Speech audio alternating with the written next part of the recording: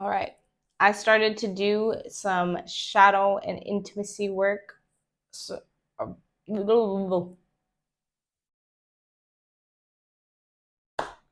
I started doing soul work specifically around sexuality and intimacy, and it led me straight back to my mom. So, we're going to talk about it. Welcome back to my channel. If you've never seen my face before, my name is Lauren. I am your resident intuitive baddie. And yeah, let's talk about this because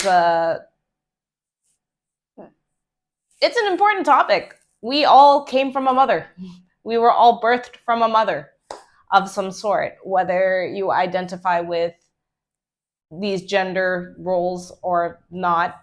Um, you came out of a vagina, and that makes a difference.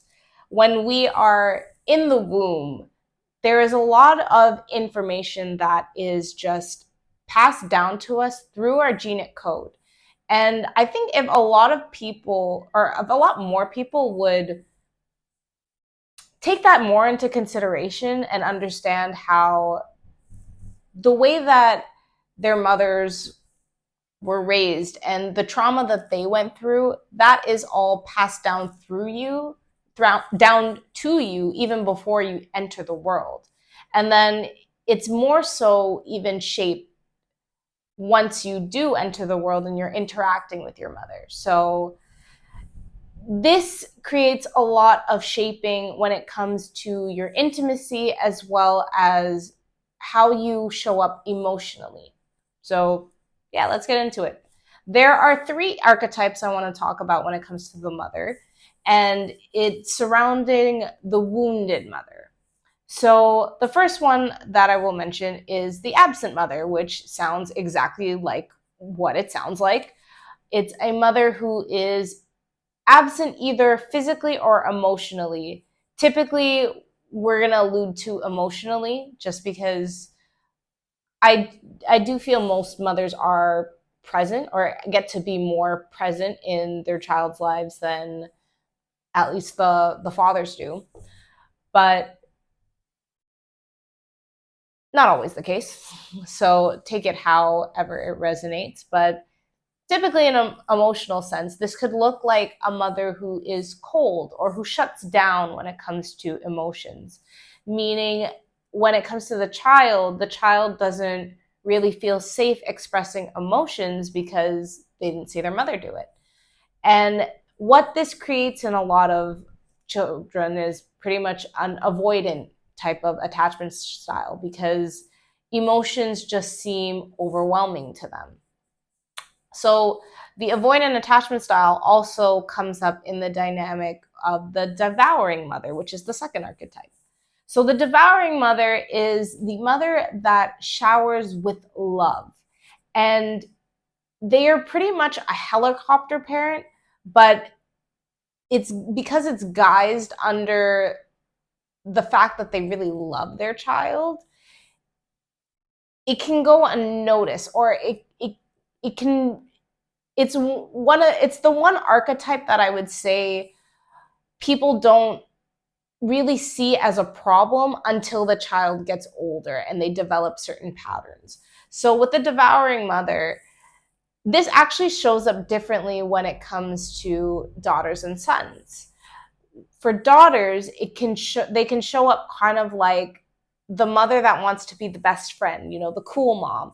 I really think of Regina George's mom when I think about this. When she comes in, she's just like, I'm not a regular mom. I'm a cool mom, and offers them alcohol and condoms and stuff. Where for kids in high school, it's not very appropriate the way that she's parenting, but it's because she is trying to live vicariously through her daughter and be a part of her daughter's life in a way where she can experience certain things that while her daughter is growing up, that she might not have been able to experience when she was younger, or might have missed out on, or what have you. Or maybe she did experience and it was a bad experience and she wants to relive it. So it can show up that way. But for sons, the way that it looks like is if their partner is absent in any way, they kind of look to their sons to fill that role for them. So they end up kind of making their sons the man of the house well before they're ready to be. And that could happen whether the father's in the picture or not.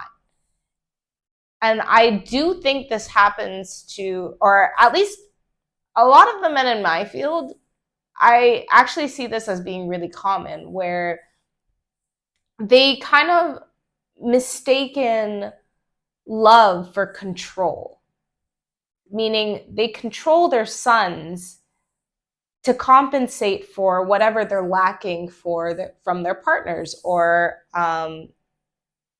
sperm donors if they're not really partners, if they were never really partners to begin with.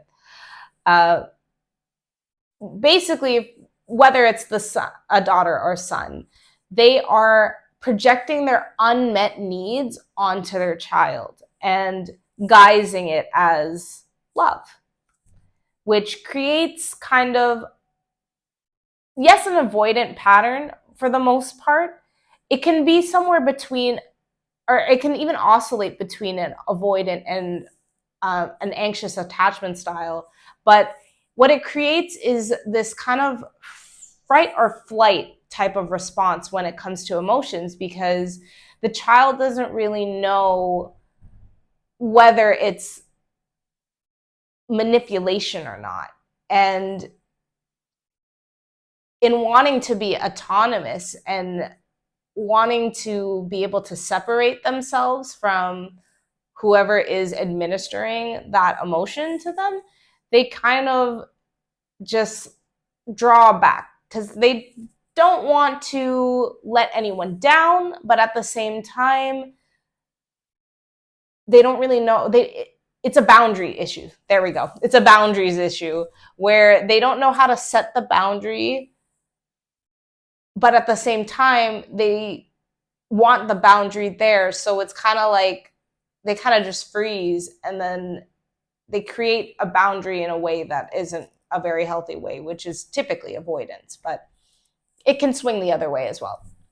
And then the last archetype, which is the one that I dealt with, is the possessive mother. So the possessive mother is kind of like the devouring mother in the sense that they are also projecting unmet needs. However, they don't see their child as a separate being from them. They see them as a literal extension of them, meaning everything that they do is a reflection of them.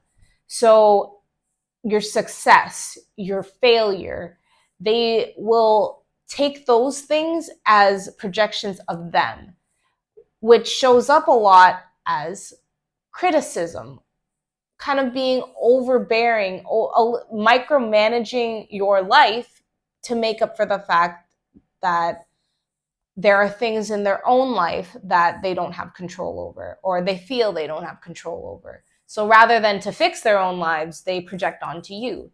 And I definitely had that. And what that creates in people is more of a anxious attachment style, because it can feel like you're always fighting to get that love. You're always working really hard to change yourself so that you can get that type of approval. It creates this people-pleasing dynamic, which I definitely struggled with for years, up until probably like literally the last year. I slowly shed it as I did certain things for myself, like move out.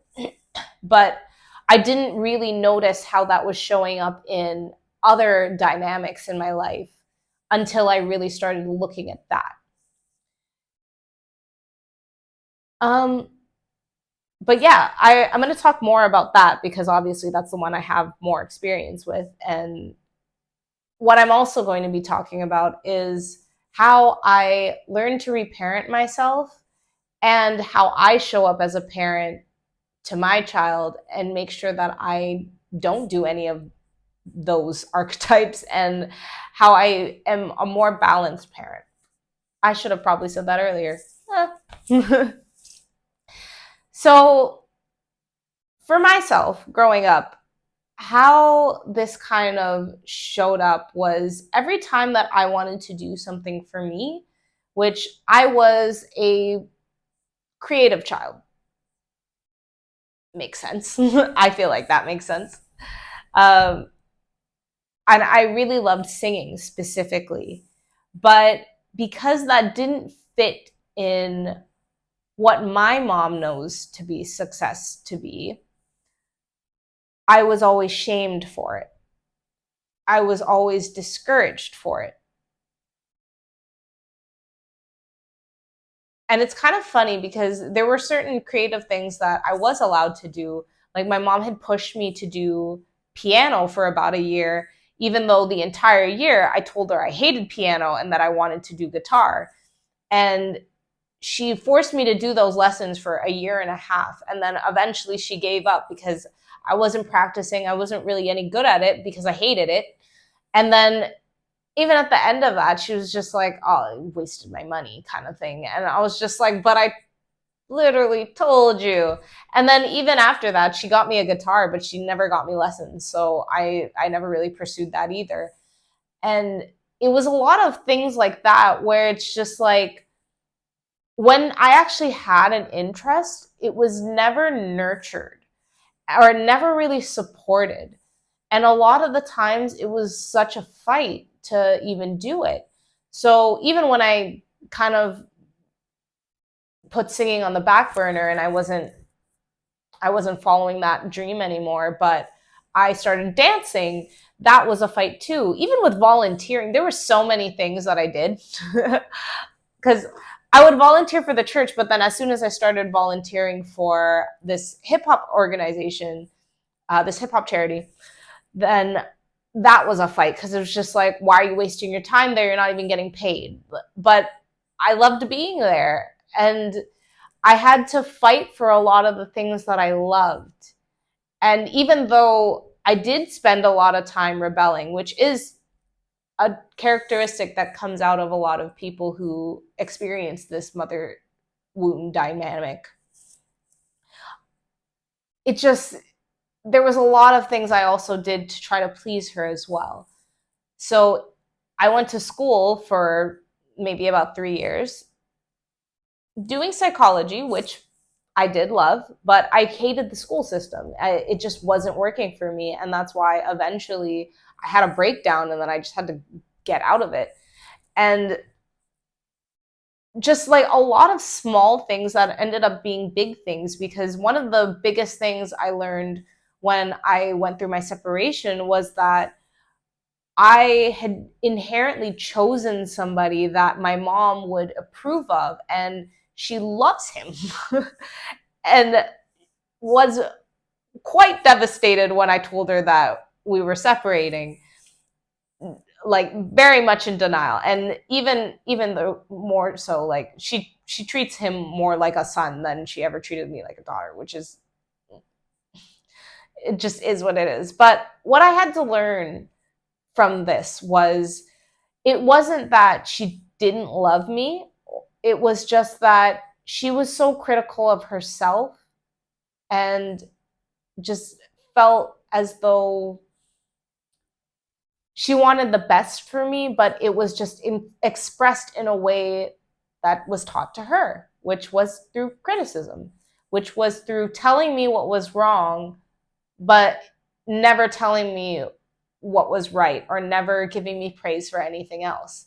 So to me, it just read as, oh my God, she thinks she hates me and I'm a burden and I need to make myself smaller and I need to minimize the things that I love to do so that she loves me more.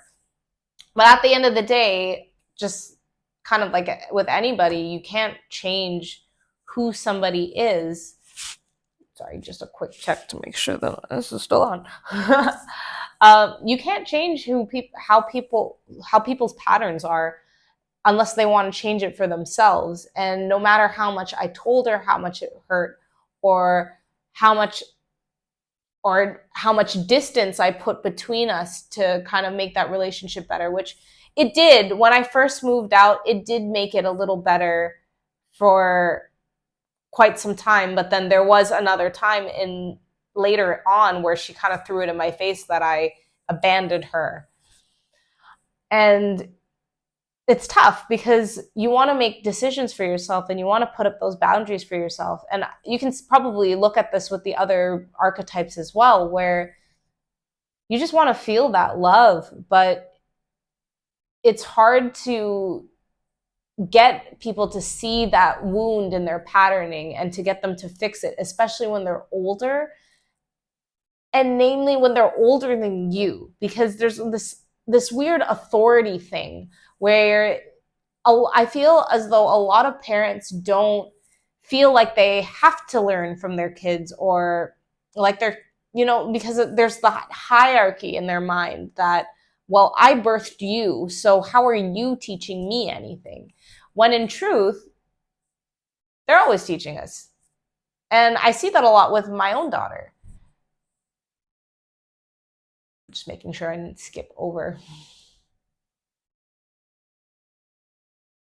I guess I'll just tie it in.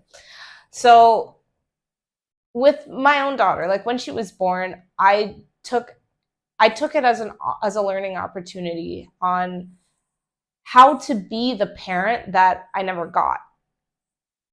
And granted, I did do some of this parenting for myself before she was born, in making sure that I made space for the things that I wanted and regaining a little bit of that confidence by reminding myself that it was okay to like certain things and have certain interests, and that it's fine if I'm not people pleasing all the time, and that I have value regardless of if somebody acknowledges what I do for them or not.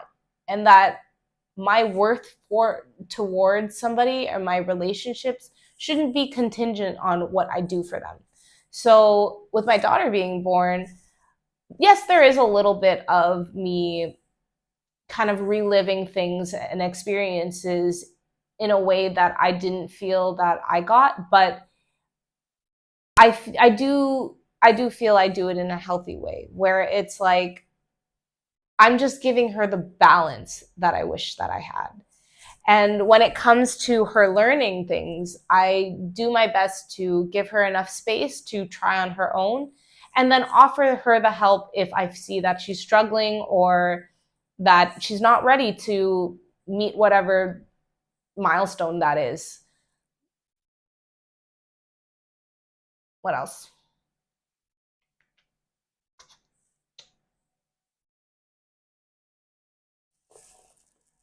It's too far. Oh, yes. And like the way that I talk to her too. So she's only 2 years old, but what I do my best in doing is, if there's an action that I'm trying to correct from her, I'm understanding that it takes patience and repetition when it comes to correcting that action and explaining, even though she doesn't completely get it. But for example, if she's jumping on the couch and I tell her to stop, I just say, no, we don't do this. This is dangerous. And even though it's going to take a couple of times, I just understand that it's that discipline needs to be something that is hardwired into her through the repetition, and that yelling at her or making her feel bad about whatever it is that she's doing, when all she's really trying to do is have fun and explore something new, isn't the way to go about things. And what I'm kind of seeing with my mom now is that she's witnessing me do this, and I think she is changing a little bit and picking up a little bit, and she does give me a little bit more respect when I tell her, okay, what I'm pretty much parenting her now, because sometimes she'll just react when it comes to my daughter, and I will remind her that that's not okay, or like that isn't going to generate the response that you want from her. Um, yeah. And this also looks like encouraging her interests over projecting mine. which again, she's only 2. So this is something that is more of a practice and will come into play more so when she's older. But at this stage, it kind of looks like the toys that she chooses to play with. For example, right now, she really likes cooking toys. When I was younger, I really loved dolls, but I'm not going to push her to play with dolls just because that's what I enjoyed. I will buy her more cooking toys or whatever it is that she wants. Like when I take her out to these play places and there's certain toys that she gravitates towards, I just make a note that those are the things that she's interested in.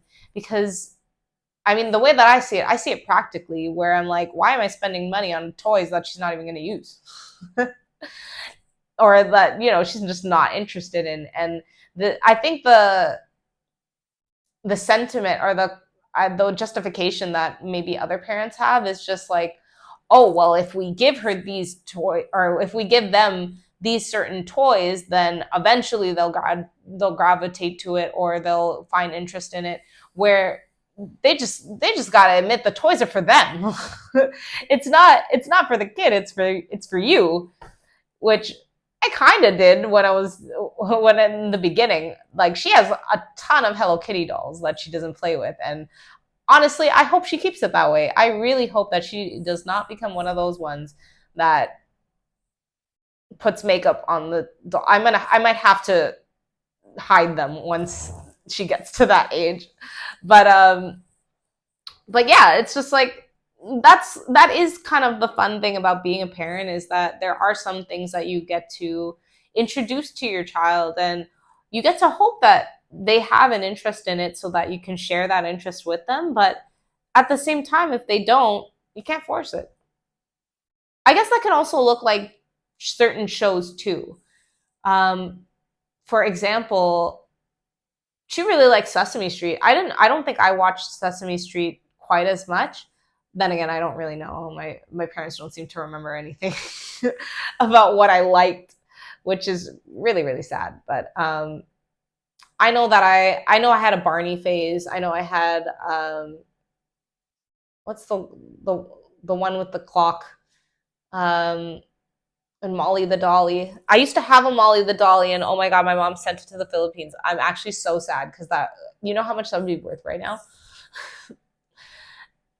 But yeah, it's just like, I just do my best to be balanced and be cognizant of what she likes and what pace she's learning at, rather than to try to force her to catch up to a milestone or a standard that I'm setting when she might not just be ready for it, or to enjoy things that she just doesn't enjoy.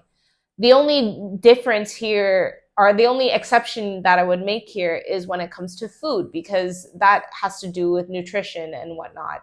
And it's like, well, no, you may not have cookies for dinner. You must have real food first, please. So, it's just, the whole parenting thing is about finding balance and just allowing allowing your children or just people around you to find their own way, and then giving them aid when they need. Because again, this wound that I took from my mom, I had said, showed up in other relationships. And for me, that showed up in giving people advice when they weren't ready for that advice. And I saw it as helping, even though I was nicer than my mom and I wasn't outright just criticizing people. And I was kind of giving it to them, presenting it in a way where it was like, I love you and I want you to do better for yourself because I do better for myself. And these are the ways you can improve. But at the same time, some people just aren't ready for that, or they want to figure it out on their own. And everyone should have that right. And so that's why I do what I do now, where people can come to me when they are ready and they just want to hear my perspective rather than me forcing it on them.